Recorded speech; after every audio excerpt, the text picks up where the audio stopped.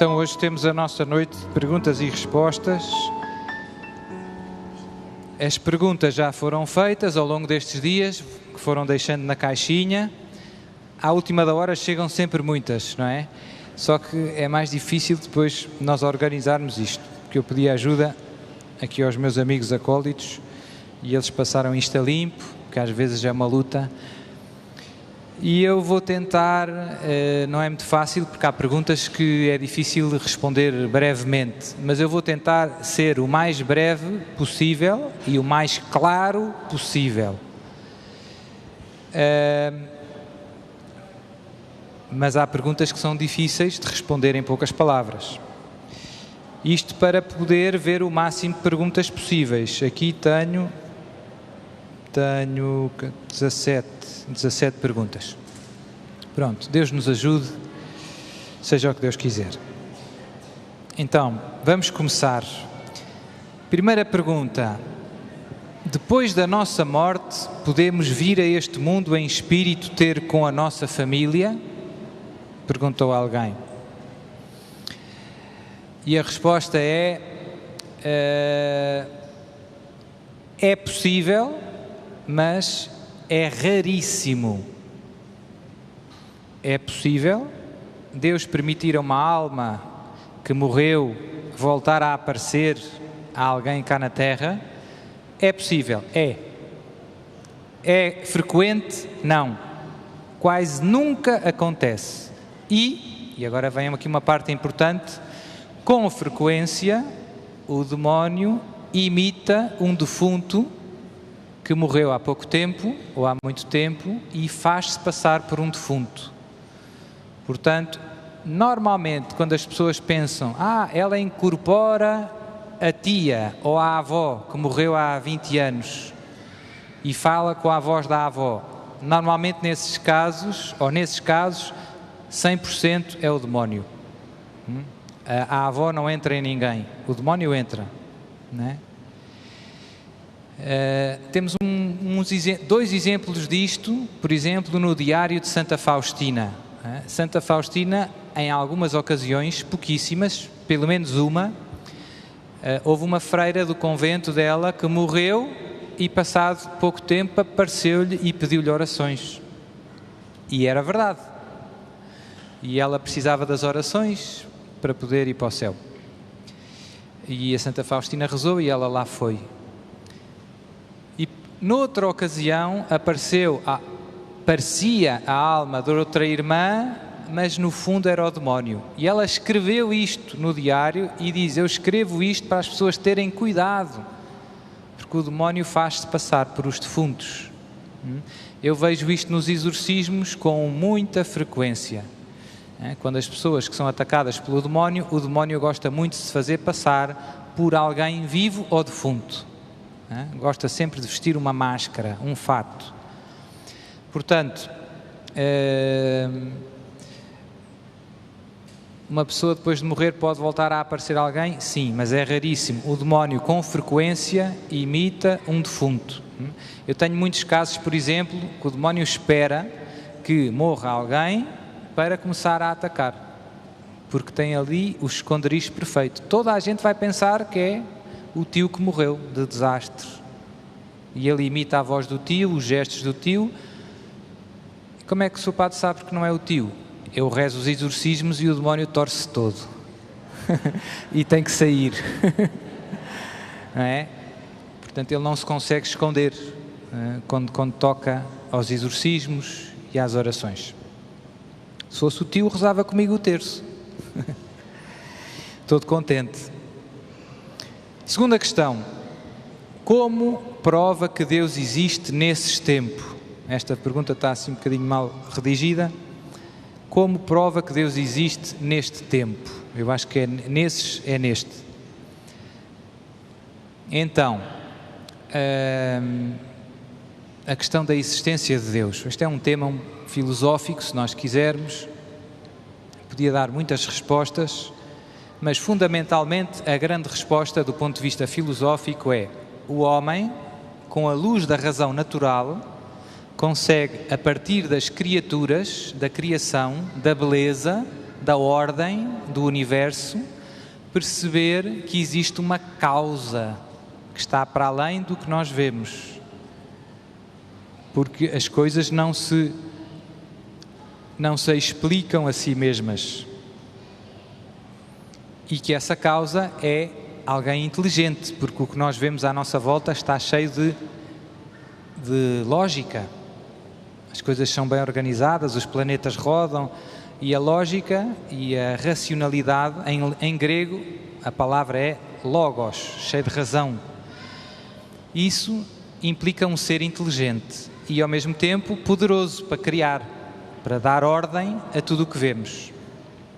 Eu uso muito a analogia do quadro. Se nós encontrássemos, imaginem que nós vamos a fazer uma expedição para uma selva que nunca ninguém passou lá, não é? Imaginem que eu meto a mochila às costas, combino com vocês, para a semana vamos, saltamos de paraquedas, aterramos lá no meio da selva e começamos a andar e vemos muita coisa bonita e de repente vemos uma garrafa de Coca-Cola. E depois começamos a estudar aquela garrafa de Coca-Cola e a conclusão é: alguém fez isto. Esta garrafa não nasce nas árvores.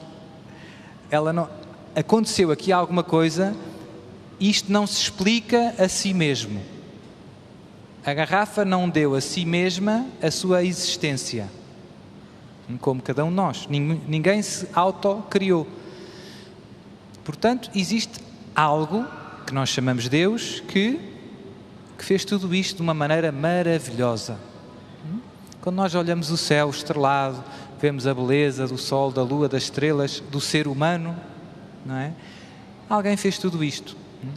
Senhor Padre, mas existem muitos cientistas, não são muitos, existem alguns cientistas que são ateus, que dizem que Deus não existe e que a ciência diz que Deus não existe. A ciência não consegue demonstrar que Deus não existe. Como o ouvido não consegue dizer que o amarelo não existe. Ou seja, o método científico, eu não quero que a conversa se torne muito técnica, mas o método das ciências experimentais, a medicina, a física, a química, a mecânica, a eletrotécnica, o método delas, que eu comparo com o ouvido, não é um método capaz de demonstrar que Deus não existe. Ou seja, o ouvido não consegue ver o amarelo, por mais força que faça. Por mais aparelhos auditivos que ponha, nunca vai ver o amarelo. O amarelo só se vê com os olhos. E, portanto, a ciência, com o método que tem, não consegue demonstrar que Deus não existe. O problema é que Deus não é um fenómeno, não é algo que a gente experimenta, como a gente experimenta a Coca-Cola, o barulho, o som. A ciência experimental parte sempre de alguma coisa que se pode experimentar com os sentidos, ver, cheirar. E Deus não é um fenómeno, Deus ultrapassa, Deus está para além, não é? Nós dizemos que é transcendente, não é? Que é invisível. Nós chegamos a Deus pelas coisas que Deus fez. Não é? Quando, por exemplo, eu olho para um quadro bonito, um quadro bem pintado, eu consigo dizer várias coisas acerca do pintor. Esta pessoa é uma pessoa que está serena. A gente às vezes vê uns quadros, não é? De arte moderna. É lá, aquilo parece que a pessoa apanhou um susto ou acabou de ver um filme de terror. É que precisava de vir aqui ao retiro. Não, pronto, estou a brincar, eu tenho um irmão que é pintor e também é todo assim excêntrico, não quero que nenhum artista se zangue, não é? Foi uma brincadeira de mau gosto, Sr. Padre. Pronto, cada um... Mas é engraçado que eu também estudei isto na filosofia, há uma parte da filosofia que estuda a beleza. O que é a beleza? A beleza tem qualquer coisa de objetivo, não é algo puramente subjetivo. São Tomás de Aquino diz que a beleza tem a ver com a proporção. Uma coisa é bela quando tem cada coisa em seu lugar. Enfim, pronto, isto é outro discurso longo, mas eu não queria chegar com o exemplo do quadro, aquela obra de arte reflete muito do seu autor. o caráter do autor, do pintor, o seu temperamento, a sua infância, a sua história, estão ali. Uma vez perguntaram, penso que foi a Picasso, porque ele às tantas pintava rápido, não é? Quanto tempo é que o quadro valia um balúrdio? E disseram-lhe, então, mas quanto tempo é que levou a fazer isto? E ele disse a idade dele. Demorei a fazer, já não sei, 40 e tal anos. Tinha sido pouco, não é? Porque no fundo é esta a ideia. Toda a minha vida, de alguma maneira, está neste quadro. O que eu sou, o que eu passei, etc. Então, as perfeições de Deus, invisível, manifestam-se nas criaturas que Ele fez. Não é? A criatura mais perfeita, visível, é o homem. Portanto, por isso é que nós somos tão especiais. Quando lemos o relato da criação, Deus criou o homem à sua imagem e semelhança. E é engraçado que quando criou as outras coisas, a Bíblia, a palavra de Deus, diz sempre: e Deus viu que era bom. E quando é o homem, viu que era muito bom. E criou o homem à sua imagem e semelhança. Nós refletimos as perfeições de Deus de uma maneira sublime, de uma maneira excelsa. A criatura humana é muito divina, se nós quisermos dizer assim. É muito parecida com Deus. E ao mesmo tempo há um abismo entre nós e Deus, porque não deixamos de ser uma criatura, mas somos inteligentes, capazes de conhecer a verdade, e somos livres, capazes de escolher o bem, de decidir. Coisa que o cão e o gato, por mais bonitos que sejam, não fazem. O homem pode dizer: Pai nosso que estás nos céus. O gato não. Então, a partir das criaturas e da criação, usando a luz da nossa razão, não é só uma questão de fé, nós podemos chegar ao conhecimento que existe um Deus, que é um Deus pessoal, que é um Deus inteligente, e que deu ordem a tudo isto maravilhoso que nós vemos à nossa volta, que é providente também, que tudo sustenta no ser. Se Deus não quisesse, não existia. Pronto. Isto é do ponto de vista filosófico, com a luz da razão. Mas chegar ao conhecimento de Deus com a luz da razão é fácil? Sim ou não? Não. Sobretudo depois do trambolhão do pecado original. O pecado original teve algumas consequências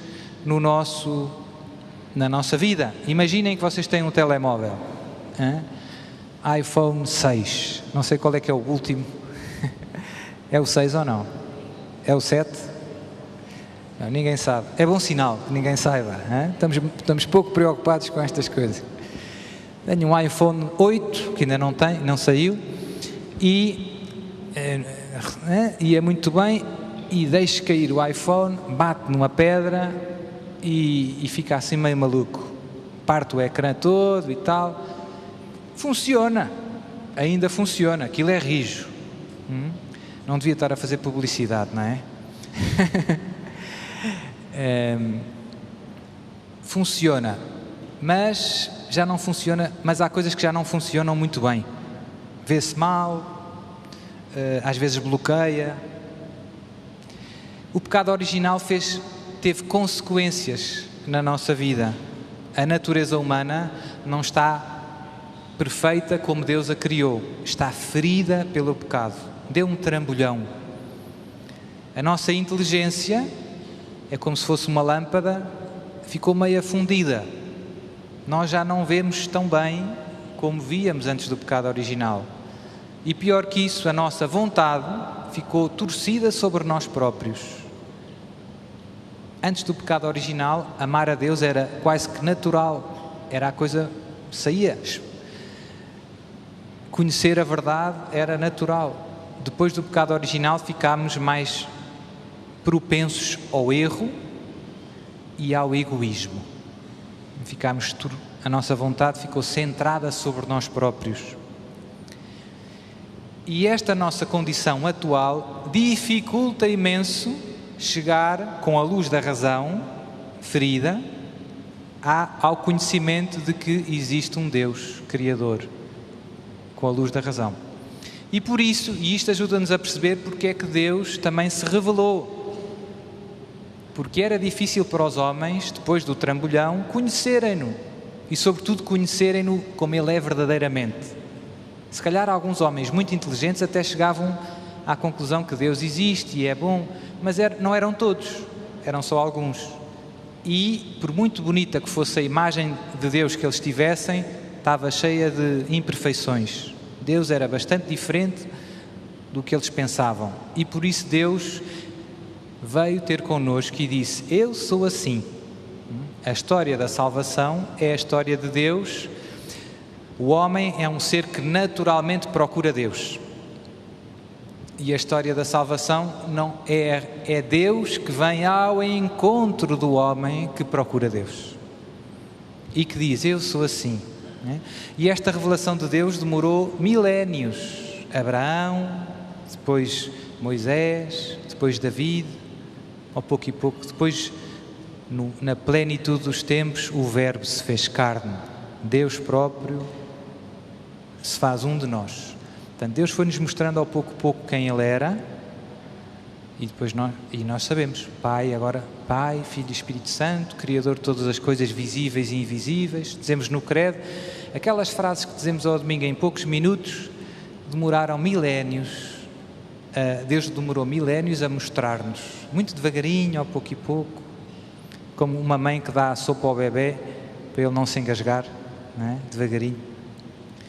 Então, não é fácil, embora seja possível conhecer a existência de Deus com a luz da razão, não é fácil por causa do pecado original. Deus revelou-se para que todos os homens o pudessem conhecer facilmente.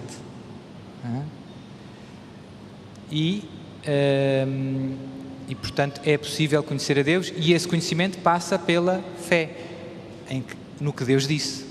Deus disse: eu sou assim. Nós ou acreditamos ou não acreditamos. E Deus serve-se de mediações humanas.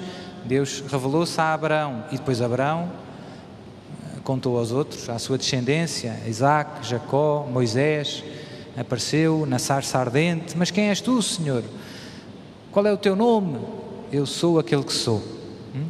Então, toda essa história da revelação de Deus, até Jesus, que nos revela ao Pai e o Espírito Santo, é Deus a mostrar-nos quem Ele é. Nós temos acesso a quem é Deus pela fé. Agora, se quiserem, na nossa vida do dia a dia, na nossa vida do dia a dia, isto é o que eu disse até agora, é um bocadinho filosófico e um bocadinho teológico.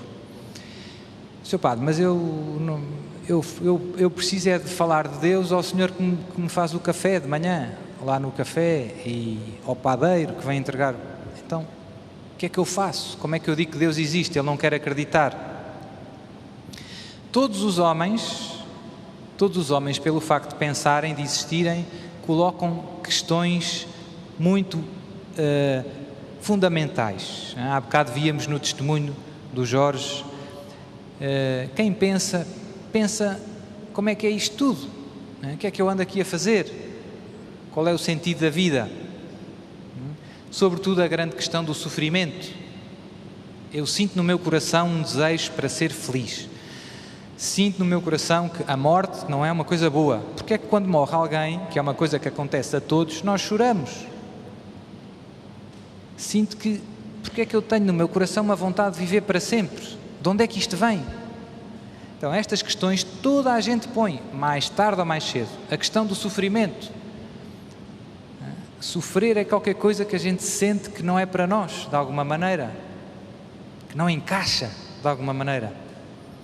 Nós agora com a fé, sim, podemos sofrer por um objetivo, para a conversão dos pecadores, tudo isso, certo. Mas no céu já não vai haver morte, nem sofrimento, de nenhum tipo. Senhor Padre, não vai haver dores de dentes, não vai haver dores de dentes. Ei! Não vai haver sofrimento de nenhum tipo, não vai haver cartas das finanças, não vai haver cartas das finanças. Nós sentimos no coração este desejo. Então, estas questões que surgem obrigam-nos, quase que nos forçam a pensar, a colocar a questão de Deus, a questão do sofrimento, a questão da morte, a questão do sentido da vida. E se nós quisermos, quando alguém vai dar uma volta e olha para o céu e vê as estrelas, como eu dizia no início, não é? Como é que isto é?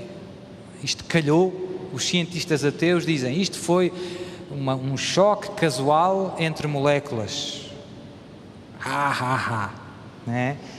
É como se eu dissesse que um choque casual entre moléculas deu uma garrafa da Coca-Cola. Quer dizer, é uma coisa muito absurda. É preciso muita fé para acreditar nisso. É uma coisa muito descabida. Como se eu encontrasse, não é, um quadro no meio da selva e dissesse, isto calhou, foram partículas, a casca da árvore caiu, houve um passarinho que passou aqui em cima e fez qualquer coisa, e ficou um quadro maravilhoso. Com um barco à vela. Não acontece. Não é possível. Não é possível. Mas há pessoas que pensam assim, não é? Que olham para as estrelas e para a maravilha da criação e dizem, isto foi casual. Casual. Pois há outras nuances deste ceticismo. Não é? Kant, eu não quero entrar muito pela filosofia, mas há muitos filósofos que dizem a ordem não está nas coisas, a ordem está dentro da nossa cabeça.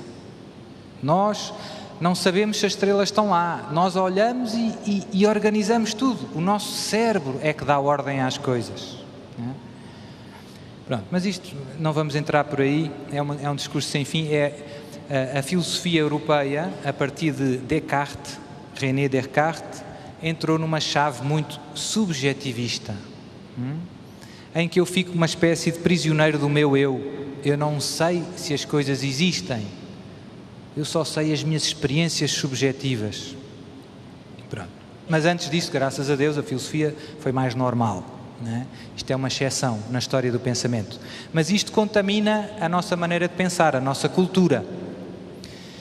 Sr. Padre, o que é que o senhor diria ao senhor do café? O que é que o senhor diria ao padeiro? Eu partiria da experiência da vida dele. Como eu dizia, primeiro tentaria estabelecer uma verdadeira amizade. Não se leva a Deus sem amor. Levar Deus sem amor, Deus é amor.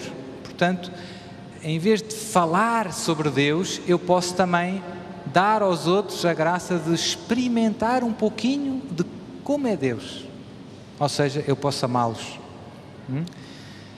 Portanto, e o coração dele, se sentir amado, se o carteiro começar a ser meu amigo e o padeiro a ser meu amigo, vai começar a ouvir as minhas palavras com outros ouvidos. Se o coração dele estiver fechado, eu posso ter os melhores argumentos do planeta, posso lhe dar 10 livros, está demonstrado que Deus existe, pois, mas ele tem o coração fechado. Porque é que Deus faz as coisas de maneira a que nós possamos fechar o coração? Não é obrigatório acreditar. Não, porque Deus gosta muito da nossa liberdade. Se Deus se manifestasse assim de uma maneira estrondosa, aqui estou eu, já não havia escolha. E nós quase que quase que estaríamos condenados a ter, Deus existe, o melhor é... E Deus quer, no fundo, como se fosse uma espécie de casamento com cada um de nós. Deus quer que a gente queira Ele, o queira. Deus quer que nós o queiramos. E se Ele se manifestasse assim de uma maneira contundente, quase que éramos forçados, não é? Assim é preciso caminhar e escolher. Eu posso não acreditar. E tenho algumas... E encontro até alguns argumentos, mas que não satisfazem, e posso acreditar, e encontro várias coisas que confirmam, mas que ao mesmo tempo não explicam tudo, fica sempre assim uma nuvem que eu não vejo, não é? Portanto, a nossa liberdade encontra aqui espaço para se determinar. Portanto, eu com o padeiro, com o carteiro, com quem for, com uma pessoa simples, eu penso que o primeiro passo, ou no fundo, a melhor maneira de ajudar alguém a encontrar Deus é amá-lo. E isso, no fundo, passa pela amizade. Amizade sincera. Amai-vos uns aos outros. Foi isso que Jesus nos mandou. E depois, com o caminho, a vida, Deus proporciona ocasiões em que vai dar para ele pensar nas coisas da vida. Mais tarde ou mais cedo. Alguém vai morrer, alguma cruz inesperada, algum sofrimento que não se planeava, algum imprevisto. E se eu for amigo dele, as minhas palavras vão tocar o coração dele. Não é? E por aí, ao pouco e pouco, Deus vai entrando naquele coração. Na minha opinião, esta é a melhor maneira de ajudar alguém a encontrar Deus. Se eu encontrasse ali uma pessoa que não conheço de lado nenhum e lhe dissesse: vem ao Retiro de Lamega, é muito bom, ele se calhar nem respondia nada. Dizia: olha, este está... Não é? Mas se fosse o meu amigo, o meu colega de trabalho, e eu, a quem eu já tivesse ajudado numa aflição, imaginem que ele teve furou um pneu e de repente eu soube e fui lá ajudá-lo e ele estava a 200 km, eu fiquei sem jantar, mas fui ajudá-lo. Se eu lhe dissesse: olha, eu vou a um retiro, ajudou-me imenso, se quiseres vem, é diferente, já há uma relação. Portanto, estas são as minhas sugestões. Há um famoso desafio de Pascal, que era um famoso matemático, toda a gente ouviu falar do Teorema de Pascal, que era um grande cristão. E ele dizia, se uma pessoa... Há duas hipóteses: Deus existe ou Deus não existe. Se uma pessoa vive como se Deus existe e depois Deus de facto morre e afinal Deus não existe, não passou mal, porque quem vive acreditando que Deus existe vive bem, vive mais alegre. A gente olha à nossa volta, basta ir a um hospital, quem tem fé tem outro ânimo, não é? Quem não tem fé está ali em desespero e agonia profunda. Portanto, o crente que vive como se Deus existe e depois morre, afinal Deus não existe, foi bom. Se o ateu que vive como Deus não existe, pois Deus não existe, pronto, ficou na dele, não é? Se Deus existe, quem vive como se Deus existe, yes, euromilhões. E o ateu que vive como se Deus não existe e Deus existe, morre e ops, agora barraca. Portanto, ele dizia: o melhor isto era lógica, ele era muito matemático, a maneira mais sensata de viver, mesmo para uma pessoa cética que não sabe, é como se Deus existisse. É o que arrisca menos, é o mais lógico. Depois, eu não gosto muito de centrar os discursos sobre Deus, gosto mais de falar de Jesus. Hoje em dia fala-se de Deus e, infelizmente, às vezes nas discussões ainda se faz uma coisa pior, fala-se muito da Igreja. Porque a Igreja... Não caiam nessa esparrela.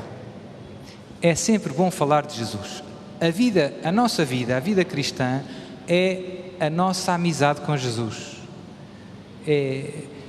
E Jesus, Deus fez-se homem, isto facilita-nos imenso a vida, porque Jesus tem barba, cabelos, olhos. Eu gosto imenso das crianças da primeira comunhão, gosto imenso de dar catequese à primeira comunhão, faz-me bem. E eu começo sempre com as mesmas perguntas: e então, Jesus está vivo ou está morto? Está vivo! E o coração de Jesus está a bater ou não? Está a bater! É bom, isto faz-nos bem. E no fundo, eu penso que uma das maneiras mais fáceis de ajudar os outros é simplesmente partilhar o que Jesus tem feito na minha vida. Não é? Mas ele não acredita, mas deixa-o ouvir. E sobretudo as pessoas que são nossas amigas, elas conhecem-nos. Sobretudo as que nos conhecem há mais tempo, elas sabem como é que eu era antes dos retiros. Ninguém a aturava. E agora, depois dos retiros, elas viram a grande mudança que aconteceu na nossa vida. E têm ali uns pontos de interrogação. será que isto vai aguentar? Isto já lhe passa, isto é só um entusiasmo. Não é? Nós aí temos uma ocasião de ouro para levar Jesus aos outros, que é simplesmente falar de Jesus. Jesus fez isto na minha vida e fez aquilo. Os acontecimentos, eu falei, não é? Na homilia do primeiro dia, da quarta-feira, nós podemos falar, e depois, sobretudo, quando os outros veem mudanças na nossa vida, como a história do joelho. Há bocado vinha para cima, e à hora do almoço, e estava aí, eu penso que era a Ana, não sei se está aí, que estava a ficar cega e que de manhã foi curada. Está aí ou não? Estava ali na mesa lá atrás. Então estava a conversa, numa boa, e dizia: "Sou padre, olha, fui eu que fui curada dos olhos." Então, isso ajuda imenso. Não é? E se eu disser isso aos meus colegas de trabalho, sobretudo se eles me vissem antes, que eu não via nada, chego lá na semana a seguir sem óculos, o que é que se passa aqui? Não é? Não é preciso muita conversa. Vai suscitar uma espécie de curiosidade santa. O que é que se passa aqui? Não é? E quando surgirem as aflições da vida, a quem é que eles vão telefonar? Olha, eu quero ir ao retiro, também não estou muito bem e tal. Pronto. Não é? Portanto, Jesus aproveita isso. A partilha, eu penso que é uma maneira... E depois a partilha não impõe nada assim, as pessoas não se sentem ameaçadas. Eu não estou a dizer, não estou a discutir, não estou a argumentar, tens que acreditar em Deus por isto e isto e isto e isto. Não, estou só a dizer, na minha vida, desde que eu deixei Jesus entrar, aconteceu isto. O outro fica a pensar, e se eu experimentasse? O que é que eu tenho a perder? Pronto. Portanto, estas são as minhas sugestões para ajudar os outros a experimentar e a encontrar Deus na sua vida. Por muito que este tempo seja um tempo, digamos assim, cético, agnóstico, ateu, as grandes questões da vida estão cá sempre. A morte, o sofrimento. Temos muitos médicos, temos muitas cirurgias. As pessoas continuam a morrer, continuam a haver doenças, continuam a haver divórcios, problemas, zangas, invejas, como sempre houve, desde que o homem é homem, desde o pecado, não é? Portanto, podemos entrar por aí. Já demorei um bocadinho demais. Terceira pergunta. Moisés escreveu todo o Antigo Testamento? Escreveu mesmo ou houve transmissão oral até ser escrito? Então, há vários livros no Antigo Testamento que são atribuídos a Moisés, sobretudo é a chamada lei, aquilo que os judeus chamam a Torá, que nós, católicos, chamamos o Pentateuco, vem do grego penta, 5, que são os 5 primeiros livros da Bíblia. Os 5 primeiros livros da Bíblia são atribuídos a Moisés. No Novo Testamento, às vezes, encontramos conversas de Jesus com os fariseus, com os doutores da lei, e ouvimos frases do tipo: na lei Moisés proíbe, ou seja, a lei, a Torá, o Pentateuco, os 5 primeiros livros da Bíblia, são atribuídos a Moisés. Os exegetas, os estudiosos da Sagrada Escritura, estudam a origem do texto, como é que o texto se foi formando até ao texto que nós temos na nossa Bíblia de hoje. Eu agora não vou gastar tempo aqui com todos estes processos. A autoridade, os textos são atribuídos a Moisés. Isto não significa que ele tenha sido o redator e, sobretudo, que ele tenha sido o último editor da versão de cada um dos livros. Pronto. Mas são atribuídos à autoridade de Moisés. Isso é que é o importante. Não implica que tenha sido Moisés a escrever e, sobretudo, depois a reproduzir, porque houve editores também que Deus usou até à versão que nós temos como inspirada por Deus. Ou seja, os textos do Antigo Testamento também têm uma sua história. Não é que apareceram já exatamente como nós temos na Bíblia. Houve uns textos que se foram, por exemplo, isto aconteceu a vários, os textos do profeta Isaías, para dar um exemplo concreto. O profeta Isaías abarca um arco temporal que vai desde, que apanha para aí 200 e tal anos, desde 700 e tal antes de Cristo até 500 e tal. É impossível um profeta viver tanto ano, não é? portanto, no fundo há ali uma escola de Isaías, se nós quisermos dizer assim, e há as profecias de um primeiro Isaías e depois de outros, não é? Que foram cozidas ali naquele livro que nós temos como inspirado por Deus, que se chama o livro de Isaías. Não é? E isto não anula em nada, mesmo que o autor sejam vários, não anula em nada a inspiração divina. Não é? Nós sabemos que todos os livros da Bíblia, desde a primeira palavra à última, são palavra de Deus. Como é que sabe, Sr. Padre? A Igreja diz-me. A única maneira que eu tenho é a Igreja diz-me. A Igreja Católica Apostólica Romana, fundada por Jesus de Nazaré, que disse a Pedro: tudo o que ligares será ligado, desligares será, as portas do inferno não prevalecerão, quem vos ouve a mim me ouve. A Igreja diz que estes livros são todos inspirados. Pronto. Então não há grande... Agora, não diz como é que se formaram os livros, isso é trabalho dos teólogos. Pronto, portanto, o Pentateuco é atribuído a Moisés. Escreveu mesmo ou houve transmissão oral até ser escrito? Provavelmente, eu não sou um especialista, portanto não vou estar aqui a dizer coisas em que não estudei muito, teria que estudar mais. Como eu disse neste exemplo de Isaías, normalmente a formação do texto, até à forma canónica, que está na Bíblia, passa por um processo normalmente longo. Há a pregação de Moisés, há quem começa a pôr por escrito, se calhar alguns papéis, que depois vão passando de geração em geração, depois há uma segunda edição, digamos assim, alguém cose aquilo tudo, depende, não é? Há outros, por exemplo, os do Novo Testamento, Marcos escreveu aquilo tudo, sozinho, diz mesmo, não é? São Pedro, Marcos, o secretário, morreu em Roma. Há uns que a gente sabe, São Paulo escreveu as cartas, às vezes tinha um secretário, mas era ele que ditava, pronto. E é curtinha, foi só ele, não é? Pronto. Normalmente, as Bíblias, a minha sugestão é, quem gosta de aprofundar estes temas técnicos, o mundo da Bíblia é um mundo fascinante, é um oceano sem fundo, há muitos estudos, coisas muito boas, mas também é preciso um bocadinho de cuidado, porque infelizmente às vezes ouvem-se assim uns disparates grandalhões, né? E é preciso estar vacinado. Qual é a vacina? O Catecismo da Igreja Católica, né? Portanto, tomar a vacina, conhecer bem o Catecismo, mas normalmente as Bíblias católicas têm sempre umas boas introduções.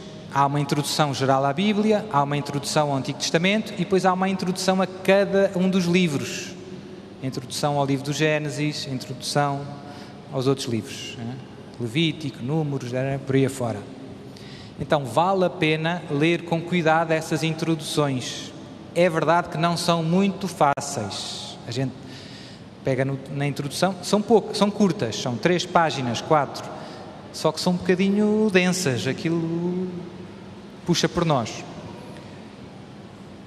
Vale a pena ler uma vez e 2, deixar em banho-maria e depois passado um mês ler outra vez. Aquilo vai entrando e a gente vai percebendo. É como aprender a falar outra língua, não é de um dia para o outro. Vai percebendo melhor. Que Bíblia é que sugere, Sr. Padre? Eu pessoalmente, das Bíblias que mais gosto do ponto de vista das introduções e das notas do aparato crítico, é a Bíblia de Jerusalém. A tradução do texto é do Brasil, é feita no Brasil. É uma Bíblia em que a tradução do texto é bastante literal, ou seja, eles traduzem a língua original, o hebraico ou o aramaico ou o grego, em português corrente, mas traduzem de uma maneira bastante fiel ao texto original, o que significa que o texto traduzido fica um bocado assim a índio, João fome, comer muito, fica assim um bocado, mas a vantagem, portanto não é muito bom para ler assim, não sei, num retiro, é um bocadinho, mas é bom para estudar, porque assim nós temos acesso, eu sem saber falar hebraico, vejo quase o que estava escrito em hebraico, traduzido em português. Pronto. Portanto, é boa para o estudo, na minha opinião. E depois as introduções a cada livro e o aparato crítico, as notas em pé de página, são muito boas. É feita sobretudo pelos dominicanos. Pronto, portanto, com isto já resolvo estas perguntas da Bíblia. A sugestão é ler as introduções aos textos. Quarta questão: porquê é que o exorcismo não é um sacramento?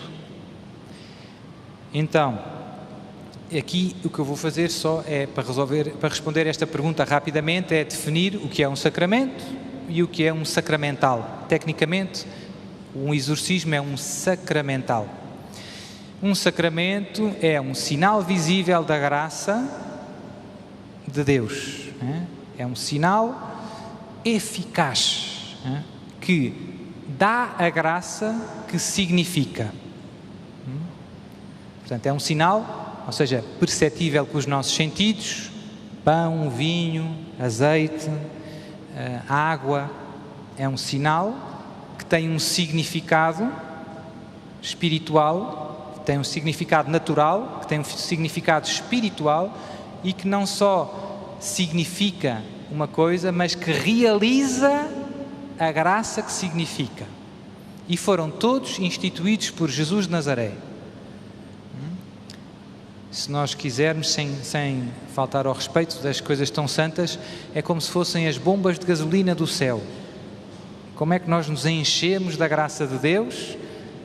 Pelos sacramentos. Os sacramentos enchem-nos de Deus, unem-nos a Deus, unem-nos a Cristo. Cada sacramento é um encontro com Jesus. É Jesus que me perdoa, é Jesus que se dá em alimento, é Jesus que me lava no batismo, é Jesus que me unge no crisma. Cada sacramento, porque é que são 7, Sr. Padre? Se todos nos enchem da graça de Deus, porque todos nos unem a Deus, nos enchem da graça de Deus, mas cada um tem qualquer coisa de específico. O batismo, a água nós usamos para quê? Para nos lavar. Então o batismo é uma lavagem espiritual.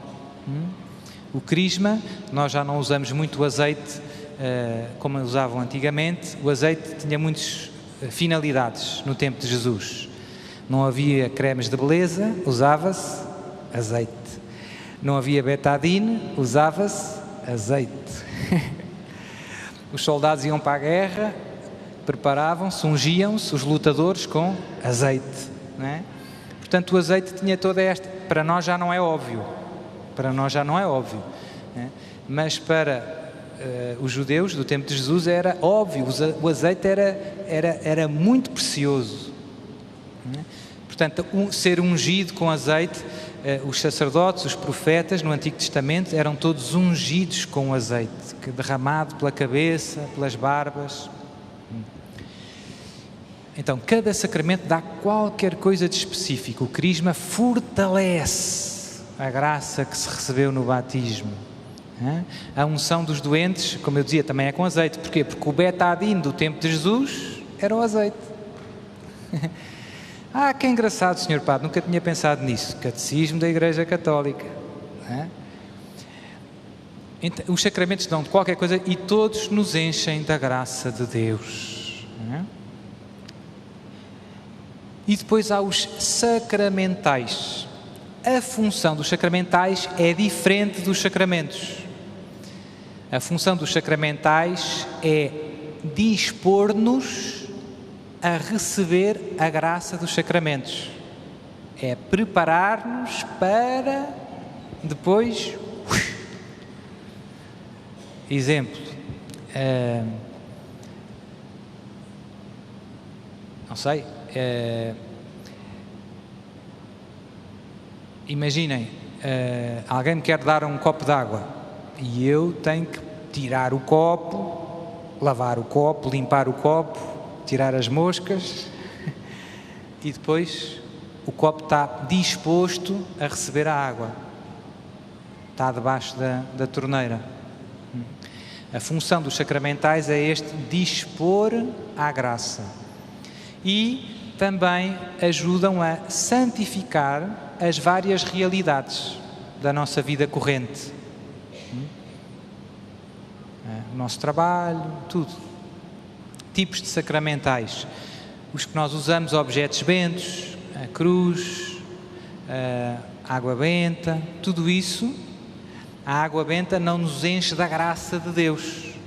mas dispõe-nos a receber com fruto a graça de Deus na comunhão, na confissão, e alcançam graças secundárias ligadas a isto, nesta finalidade, que é afastam as tentações, afastam o demónio, porque o demónio quer-me indispor de comungar bem, quer-me indispor de confessar bem.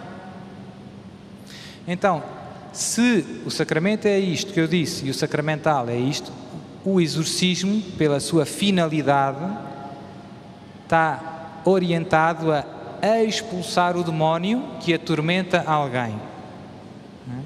A finalidade do exorcismo não é encher essa pessoa da graça de Deus, é tirar o demónio. Se repararem, se voltarmos à imagem do copo, é limpar o copo e depois está pronto para receber a graça. Certo?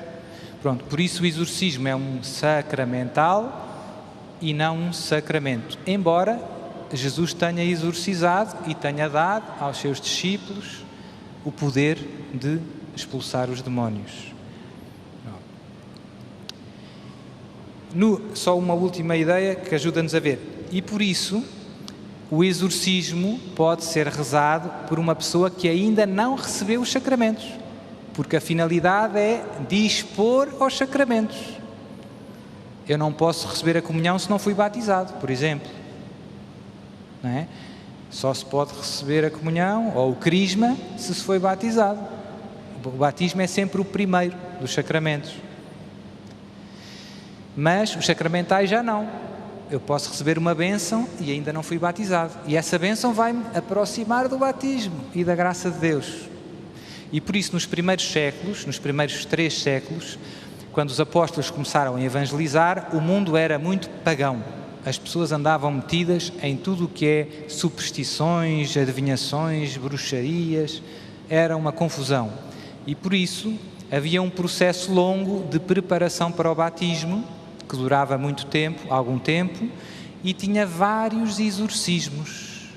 As pessoas passavam por vários exorcismos, renunciavam, como nós fazemos no batismo, aos cultos pagãos onde andavam, e havia vários exorcismos para estarem prontas para o sacramento.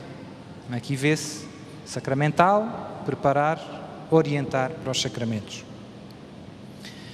Aqui há outra pergunta, que é só uma palavra: Inquisição. Então, esta é uma das perguntas que surge às vezes: Sr. Padre, mas a Igreja andou aí a fazer mal às pessoas e a queimar. Coitadinhas das bruxas, que não fizeram mal a ninguém. Então, infelizmente, a maior parte das pessoas fala e não estuda. E isto acontece um bocadinho a todos nós. É muito bom ser humilde, e dizer: eu não sei muito bem o que pensar sobre esse tema, vou estudar. Devíamos dizer isto mais vezes, porque nós estamos a almoçar com os amigos e toda a gente sabe tudo. Mas é cá para mim, o Benfica, não sei o que mais, o problema é isso, os políticos, os governos, temos opiniões sobre tudo e não há nada que não saibamos. É pena, devíamos ser mais humildes. Não sei, não estudei. Pronto. E sobre estas questões, quando é para bater na igreja, então, aquilo toma balanço e é um a seguir ao outro. Então, eu vou resumir só 2 ou 3 ideias, não há tempo, mas aqui vale a pena ler. Há alguns bons livros sobre a Inquisição, mas quem quiser, na internet, o padre Paulo Ricardo tem uns cursos ótimos sobre vários temas destes que as pessoas discutem muito, e tem um curso sobre a Inquisição, que vale a pena ver. Padre Paulo Ricardo, curso sobre a Inquisição, são para aí 4 horas ou 5. Fica-se a saber tudo, os nomes, qual é que foi o Papa que começou. Então, 2 ou 3 ideias importantes. Na Idade Média, aqui na Europa, todo o ambiente, toda a cultura era profundamente cristã. E as leis civis respiravam, digamos assim, desta cultura cristã. Uma pessoa fazer uma coisa contra a Igreja era um crime civil, digamos assim.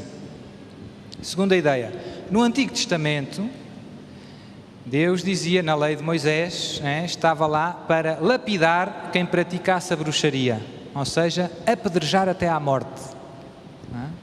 A pena na lei de Moisés, para quem fosse apanhado a praticar a bruxaria, era apedrejamento até à morte. Isto já nos devia ajudar a perceber que não é boa coisa, não é? Eu não sabia, pronto, devias saber. E o que é que acontecia antes da Inquisição? Interessante, antes da Inquisição. Às vezes surgiam rumores, calúnias, alguém dizia, o meu vizinho anda a fazer pactos com o demónio e bruxarias para me fazer perder a saúde. Aquilo espalhava-se na aldeia, a malta arregaçava as mangas, ia ali até à porta do vizinho, ele saía de casa, justiça popular. Era o que acontecia.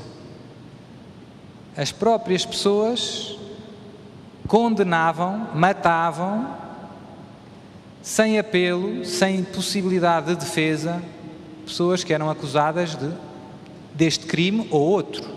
Não era só as questões das bruxarias. Depois, no tempo em que surgiu a Inquisição, de facto havia muita bruxaria, as pessoas não sabem, havia zonas da Alemanha em que as mulheres sacrificavam bebés ao demónio. Ninguém diz isto, eu digo porque é bom que as pessoas saibam. Se estudassem história, sabiam. E coisas que eu não vou dizer mais, mas muito mais. E isto fazia-se muito. Ainda bem que a Igreja fez qualquer coisa, não é? Mas, sobretudo, o princípio de fundo é o direito a defender, até prova em contrário, presume-se a inocência. Alguém foi acusado de tal, certo, temos que provar que isso é verdade. Temos que dar à pessoa direito de falar e de se defender. E então é preciso um tribunal, é preciso um juiz, é preciso quem, não é? Senão ficamos na justiça popular. Portanto, o motivo de fundo foi este.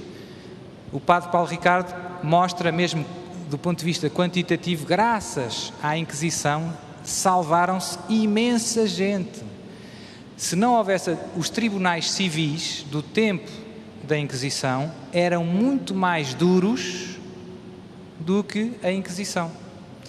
E os processos religiosos só iam para o Tribunal Civil depois de passarem pela Inquisição. Portanto, houve imensa gente que viveu graças à Inquisição. Houve países em que não havia Inquisição, em que morria muito mais gente e em que a pena de morte, nessa altura, era muito normal.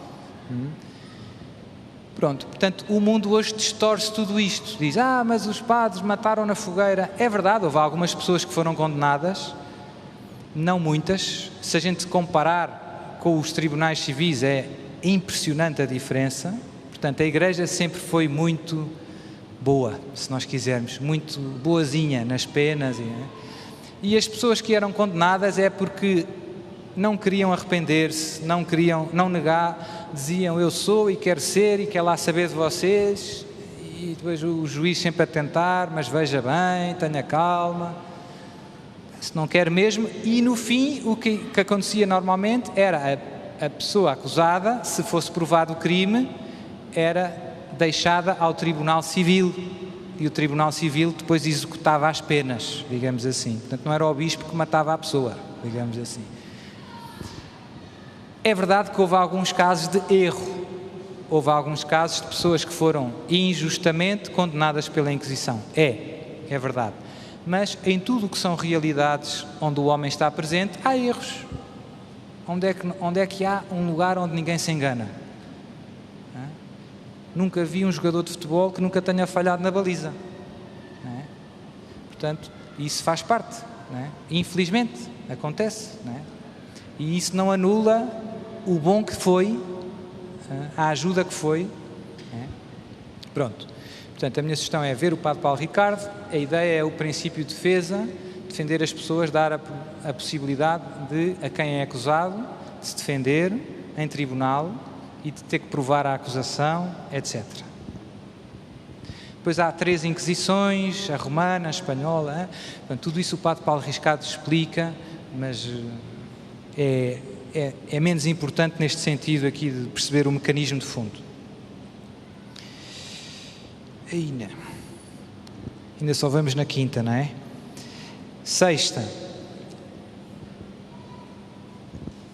Há mais de 20 anos que rezo todos os dias uma oração ao beato, agora santo, José Maria Escrivá. Há pouco mais de uma semana, um sacerdote disse-me para não rezar esta oração porque existiria por detrás do Opus Dei tipo de uma seita com sacerdotes ou bispos, não sei bem, satânicos. É verdade? Enfim, é verdade que a Opus Dei tem má fama no mundo da comunicação social e nestes livros que saem contra Jesus e contra a Igreja, tipo Código da Vinci e etc., saem sempre uns tirinhos contra a Opus Dei. Então, a Opus Dei é uma obra de Deus fundada por um santo, São José Maria Escrivá, um sacerdote espanhol que morreu há poucos anos, 1975, se não me engano, no ano em que eu nasci, e que basicamente já se espalhou por todo o mundo, uma coisa grande, digamos assim. Deus tem sempre dado, ao longo dos séculos, muitos santos à Igreja. Mas há uns que sobressaem, podemos dizer assim, não é? Na altura de São Francisco de Assis, se nós quisermos, naqueles 20 anos em que viveu São Francisco de Assis, temos, se calhar, centenas de santos. Mas São Francisco sobressai. Porquê? Porque a mensagem que ele trouxe, a vida que ele levou, marcou. Não é? E depois vem um Santo Inácio de Loyola, fundou os jesuítas, marcou. Não é? Vem um São Bento foi antes, marcou. São santos, podemos dizer assim, de alto calibre. Não necessariamente pela sua santidade pessoal, mas pelos frutos que deixaram no mundo. Eles mudaram, Deus, através deles, mudou muito o mundo. E isto acontece com São José Maria Escrivá.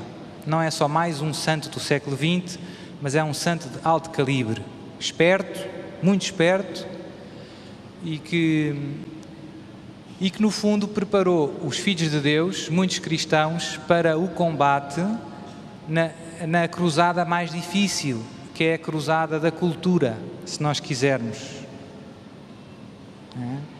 Nós cristãos, porque é que há tantas leis a favor do aborto e do divórcio e do não sei o quê e não sei o que mais? Porque nós não fazemos nada e Deus vai nos pedir contas. Nós não fazemos nada. Esta é a verdade. Se 2% de Portugal fossem verdadeiros católicos, não havia aborto em Portugal. Se 2%. Nós somos 80% batizados, mais, não é? 8 milhões de batizados. Se 2%, isto era tudo nosso. Estes partidos de defesas dos animais e etc. são 5 pessoas. E conseguem passar leis, não é? Que os animais não podem se constipar e não sei o quê. Eu não sou contra os animais, mas hoje em dia, se uma pessoa se tiver fome e fizer um ovo estrelado de avestruz, ou não, de cegonha, vai preso. Se matar o próprio filho, recebe um subsídio do Estado. Não é? Este é o mundo em que estamos a viver. Deus vai nos pedir contas. Então, os filhos espirituais de São José Maria Escrivá, eu posso falar da Opus Dei com muita liberdade, porque não sou da Opus Dei, mas vivi 10 anos em Roma, num seminário dirigido pelos padres da Opus Dei, estudei na Universidade da Opus Dei, fui professor na Universidade da Opus Dei, há 10 anos, lá tive. Portanto, conheci, digamos assim, os filhos espirituais de São José Maria. Eu vivi com padres que viveram com São José Maria Escrivá. Viveram na mesma casa, que almoçaram à mesa com ele durante vários anos. E o que é que eu vi? Sr. Padre, o que é que viu? Vi muito amor a Deus e à Igreja. Vi muita santidade de vida. Vi o que não encontro na maior parte dos lados onde vou. vi muito zelo pela salvação das almas e vi muita inteligência ao serviço do Evangelho. Nós somos um bocadinho patinhos, às vezes. Eles são espertos. Eles pensam como é que é a melhor maneira de levar Jesus ao mundo. E vão evangelizar aquilo que eu chamaria, o grande carisma é a santificação através da vida ordinária, do trabalho, da vida familiar, etc. Mas depois eles fazem um grande apostolado com as elites. Ou seja, eles tentam converter os deputados, os presidentes da República a acreditarem em Jesus. E tu, o que é que fazes para que os deputados vão à missa e comunguem? Não fazes nada, não é? E quem é que eles encontram quando vão evangelizar nesses terrenos? Quem é que eles encontram? Encontram os inimigos de Jesus, sobretudo a maçonaria. E por isso é que apanham tanto na cabeça, nos meios de comunicação. Não é preciso pensar muito. 1 mais 1, 2. Não é? Porquê é que a Opus Dei apanha tanto na cabeça? Porque há deputados que vão à missa todos os dias, graças à Opus Dei. Graças a São José Maria Escrivá. Já pensaram? Será que isto é de Deus?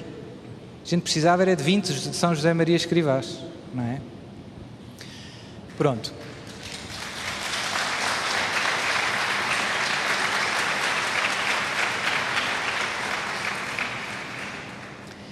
Há um filme que se fez agora há uns anos por um realizador que não é católico, acho eu. Não sei se é católico, acho que não é católico. Encontrarás Dragões, não é? Conta a vida do São José Maria Escrivá. É um filme, mas é histórico, não é? E é interessante dar uma vista de olhos. 7ª pergunta. Os viúvos que não querem reconstruir família, que no céu diz estarem solteiros, têm de viver em castidade? Não percebo muito bem a pergunta. Mas vou tentar acertar na dúvida. Os viúvos não querem reconstruir família. Então, uma pessoa quando se casa pela igreja está casada até que a morte o separe. Ou seja, se o seu esposo ou a sua esposa morrer, fica viúvo. Fica viúvo. Significa que, se quiser, pode casar-se novamente.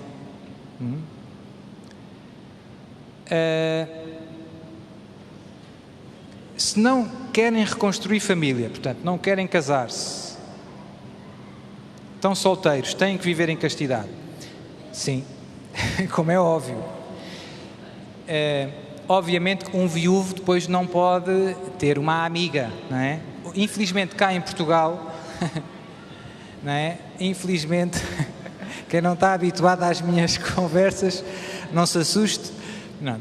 Infelizmente, o que é que eu vejo acontecer? Não sei se é esta a pergunta. Às vezes uma pessoa enviúva e recebe uma pensão por ser viúvo. 200 euros do meu marido, do seu padre, fazem muita falta, ok.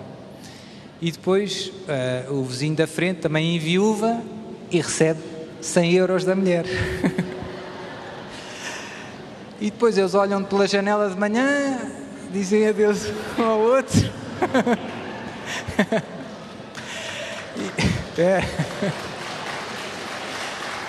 E então, e depois vão ter com o senhor padre, e são católicos, casaram pela igreja, etc.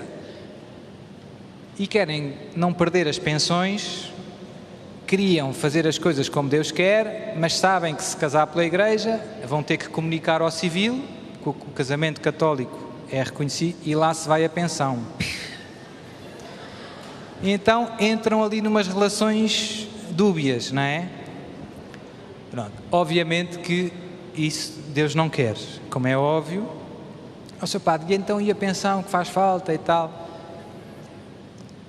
Se não és viúvo, não és viúvo, não tens direito à pensão, não é?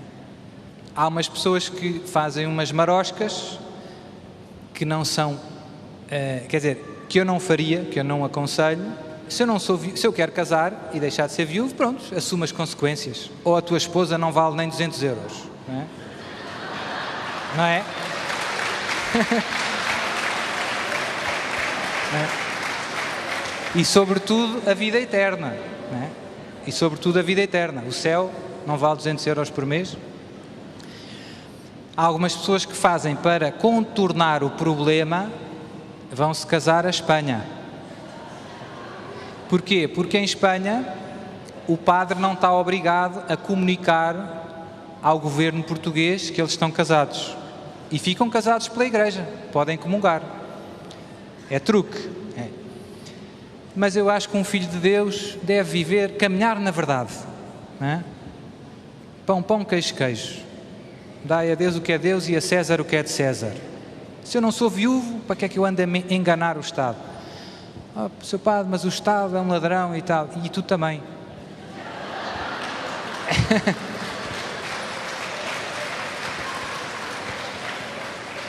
Pronto.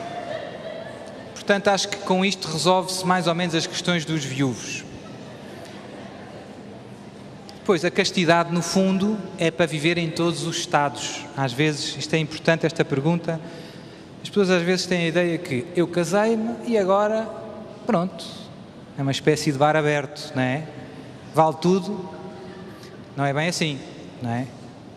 Portanto, a castidade é para viver em todos os estados. Ou seja, a sexualidade humana deve ser sempre vivida ao serviço do amor. O problema é que a palavra amor hoje em dia está bem estragada. O demónio é esperto. Deus é amor. O demónio é esperto. Sabe se destruir o que nós entendemos por amor, ele ganhou. Distorceu a natureza de Deus. O que é o amor? Agora isto dava para estarmos aqui até às 6 da manhã. Valia a pena, por acaso. O amor é dar-se. E a sexualidade humana só é plenamente razoável quando exprime a doação total da vida. Ou seja, eu ofereço, o ato conjugal significa, com a linguagem do corpo, teologia do corpo, eu dou-te a minha vida. Portanto, é uma coisa sagrada e santa. E, portanto, temos que viver isto, ou seja, o uso da sexualidade só faz sentido onde eu dei a minha vida a outra pessoa. Como é que isso se chama? Casamento. Se eu não dei a minha vida a outra pessoa, é uma mentira. Eu estou a dizer que o meu corpo te dou a minha vida, te dou o meu corpo, mas não dou. E no fundo por trás disso normalmente está um egoísmo. Eu quero o prazer que tu me dás. E isto é o que estragou o mundo hoje. É um dos vírus que mais... Pandemia. Pronto. A castidade é para viver em todos os estados. Em todos os estados. Casados também. Ou seja, viver a sexualidade ao serviço do amor verdadeiro. É fácil um casal entrar numa lógica do usar o outro. Por exemplo, contracepção. É fácil. As estatísticas dizem 98%, ou não sei, os casais praticam a contracepção. Pecado contra a castidade conjugal. Catecismo da Igreja Católica. Pecado grave. É lá. Não posso comungar. Não. Tens de confessar primeiro. E há 1000 formas de praticar a contracepção. Não é só a pílula, dispositivo, interromper o ato, etc, etc, etc. E isto é um dos mais pequenos contra a castidade dentro do casamento. Há outros piores. Relações sexuais, assim, de uma maneira desordenada. Não quero fazer a lista porque é desagradável e... Pronto, está aí gente nova, também não interessa. Mas percebem muito bem, não é? Portanto, dentro do matrimónio deve haver muito respeito pelo outro. No fundo, o respeito é amor. Não é? E a sexualidade é uma coisa santa, sagrada. Se for bem usada, amplifica o amor. É como um trampolim na ginástica. Eu salto ali em cima e... Se for mal usada, eu parto as pernas todas. Não é? Fico coxo. Portanto, é muito delicado. É muito delicado. Porque é uma coisa que me pode fazer muito bem e que pode fazer muito bem ao outro e pode fazer muito bem na minha relação com Deus, e é uma coisa que pode estragar tudo, que se pode tornar... Os nossos irmãos dos Estados Unidos gostam muito das estatísticas e então fizeram uns estudos em que mostram uma relação que existe entre a contracepção e o divórcio. E é impressionante. É óbvio que a contracepção gera egoísmo e que o egoísmo gera divórcio. É óbvio. Porque é que ninguém diz? Não é? Em Portugal já temos 75% de divórcios. Em cada 4 casamentos, 3, BUM!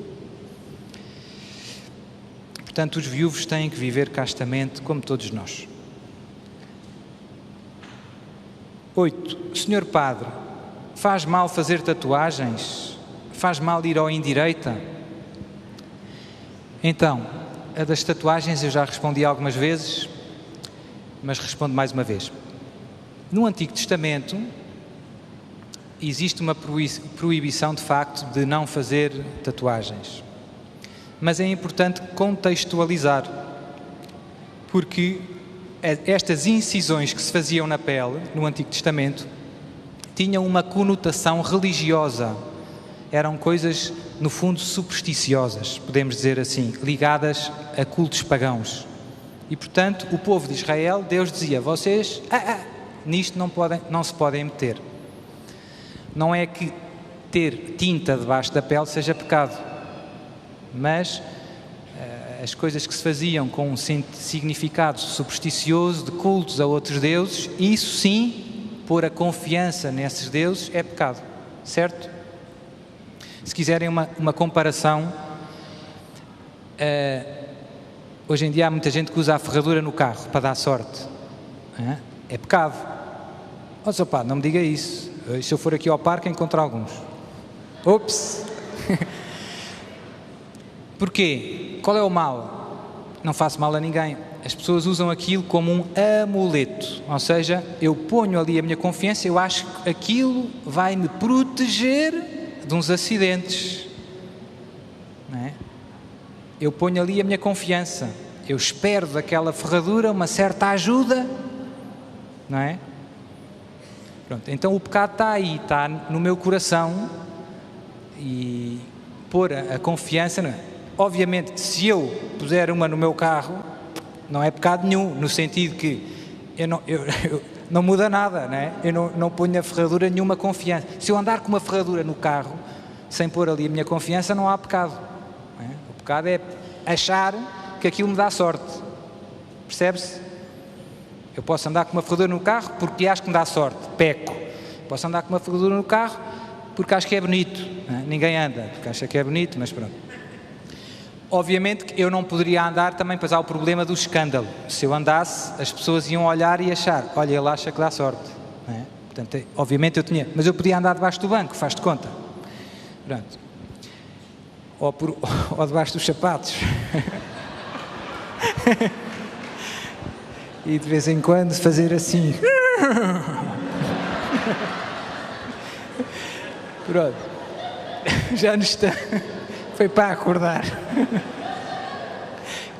Corta aí no... Então, seu pai tenha juízo. Então, voltando às tatuagens. Pronto, não é ter o líquido debaixo da pele que é pecado, não é? Pronto. Portanto, no Antigo Testamento tinha uma conotação religiosa pagã. Deus proíbe. Hoje em dia está na moda as tatuagens, não é? E quando um jogador de futebol faz uma tatuagem não sei aonde, no dia seguinte toda a gente tem, não é? E está-se a espalhar. Hoje em dia, o que é que eu diria sobre o uso de tatuagens? 2 ou 3 coisas. Primeiro, para nós o corpo, ao contrário do mundo pagão em que vivemos, o corpo não é uma coisa assim que a gente usa tipo descartável. O corpo é parte da minha pessoa. Eu não sou só a minha alma, eu sou corpo e alma. E ser imagem de Deus reflete-se no meu corpo. Portanto, o meu corpo é algo de muito sagrado. Primeira ideia. Para nós cristãos, o corpo é algo muito sagrado, que Deus vai ressuscitar no último dia. Por isso nós sepultamos o corpo no cemitério com cuidado. Existe hoje também o extremo da idolatria do corpo, não é? Fitness, não sei o que mais, 5 horas no ginásio todos os dias. Só porque é que não rezas o texto? Não tenho tempo. Pronto. Existe o extremo da idolatria do corpo. Existe o extremo do desprezo do corpo. Hoje em dia somos de contrastes. Um cristão sabe que o corpo é sagrado, é parte da minha pessoa, que é santo. Não é? Tratamos o corpo com cuidado, não é? Sepultamos o corpo. Segunda ideia. As tatuagens, normalmente, as que eu vejo, não me lembro de ver grandes exceções. Não sei se alguma vez vi uma tatuagem a dizer Jesus, eu confio em vós. Acho que não. Portanto, 99,999 ou mesmo 100% são sempre a puxar para a asneira. São coisas, monstros, não sei o quê, rock, não sei o que mais. Ou a puxar para a sensualidade, não é? Tatuagem não sei aonde, não é? Portanto, são tudo coisas que soam mal a um cristão. Porque é como se eu dissesse, eu estou na onda do mundo, não é? Usar a tatuagem é um bocado, estou nesta onda da tatuagem. Bora aí, man, tatua aí já. E a terceira observação, há pessoas que põem tatuagens que não sabem o que estão a escrever. E há sempre este risco de estarem a pôr alguma tatuagem que sim, que tenha alguma invocação má. Portanto, corre-se esse risco. Porque às vezes as pessoas põem, eu gosto deste desenho, isto é em sânscrito, ou em, sei lá, hindu. O meu nome é hindu, sei lá. Se calhar é o nome de um demónio, não é? Pronto, portanto, às vezes as pessoas arriscam, brincam com coisas perigosas. Isto acontece também nas bijutarias. As pessoas às vezes vão às feiras, compram anéis e pérolas e tal. E às vezes há coisas que têm invocações. É preciso ser crítico. Não é? O seu padre vê mal em tudo. Não, eu já apanhei muitos casos. Não é? Há casos de exorcismos que as pessoas andavam com um objeto contaminado. Não é? Hoje em dia está na moda os cristais. Pronto, portanto, resumindo e concluindo, tatuagens...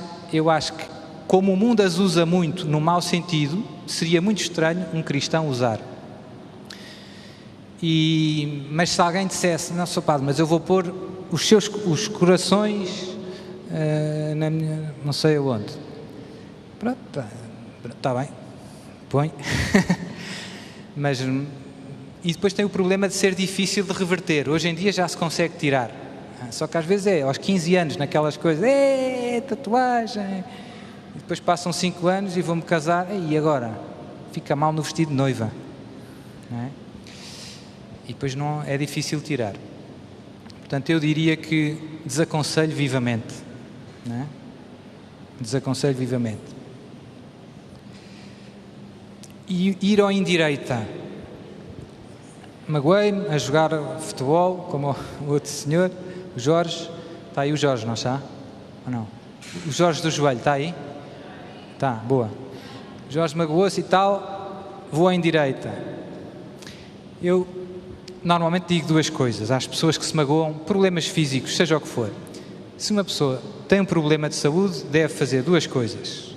Rezar, eventualmente se o problema for minimamente grave, pedir a unção dos doentes. Jesus deixou um sacramento, um dos 7 sacramentos, que se chama unção dos doentes, que ninguém usa muito. Porquê? Porque se perdeu o hábito. Habituámos-nos a chamar extrema unção, ou seja, quando uma pessoa já está mesmo quase mais lá do que cá, chama-se o padre para não assustar muito. Pronto, e aí normalmente já não há grande cura. Às vezes há. Houve um padre no outro dia que me contou que chegou a uma paróquia, viu uma senhora que estava a morrer, foi lá, deu a unção dos doentes, ela viveu mais 20 anos. Ele ficou impressionado. Mas os sacramentos funcionam, são poderosos. Então, um cristão está doente, Jesus deixou-lhe um dos sacramentos que se chama unção dos doentes, para curar, se for essa a vontade de Deus, e para nos fortalecer, para santificarmos aquele sofrimento, para carregar aquela cruz. Segunda opção, ir ao médico. E uma coisa não impede a outra. Posso receber a unção dos doentes, ir ao médico. Mas tudo o que são coisas... Se o problema é uma base natural, não é? Tem uma doença, é um vírus, partiu o osso, o médico, o ortopedista, é o melhor em direita. Estudou a vida toda para aquilo, não é? Está aí a Joana atrás, ela partiu o braço uma vez e foi ao médico, foi para o hospital, não é? E antes de... ela já contou esta história, vou abreviar muito. Depois ela pediu ajuda à Nossa Senhora, etc. Aquilo estava feio, partido em 2 sítios, etc. O braço estava um bolo. E o médico, sem muita convicção, disse: olha, se quiser eu posso tentar pôr o braço no sítio, em vez de ir já à faca. Quer dizer, ele dizia: vou ter que operar, mas não se perde nada, eu posso tentar pôr isto no sítio. Se isto ficar no sítio, mete-se logo o gesso. E ele puxou, andou para lá, a empurrar, a enfermeira a segurar e tal, e o braço ficou no sítio. Portanto, esse indireita, o médico, ortopedista, cirurgião, é um indireita, neste sentido, não é? Ele sabe, ele tem um curso melhor que os indireitos. Não quer dizer que a senhora da coisa não tenha jeito, mas o problema, quando a gente começa a recorrer a estas alternativas, é que facilmente nos contaminamos. Perigoso, porque depois o indireita vai-me dizer: olha, tenho aqui um chazinho que é mesmo bom para não sei o quê, e tenho aqui uma pedrinha para trazer ao pescoço que vai ajudá-la a sentir-se melhor quando está no trabalho. E uma pessoa sai de lá nas mãos do inimigo, não é? O Arnaldo falou, e muito bem, no outro dia. Portanto, a pessoa está doente, e se é cristão, seu padre queria receber a unção dos doentes, e vai ao médico da especialidade. Pronto, caso encerrado.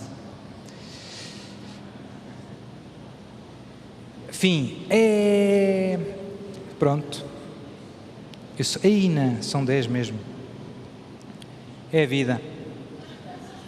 Então, olha, tinha aqui imensas perguntas muito interessantes, mas não vai poder ser esta noite. Vou guardá-las e depois há de haver outras ocasiões. Vou levá-las comigo, ficam em carteira, eu vou pondo. Está certo? Então vamos rezar uma Ave Maria. Desculpem lá se eu me demorei um bocadinho. E pronto, temos que se calhar ter cuidado aí com os vídeos. E pronto.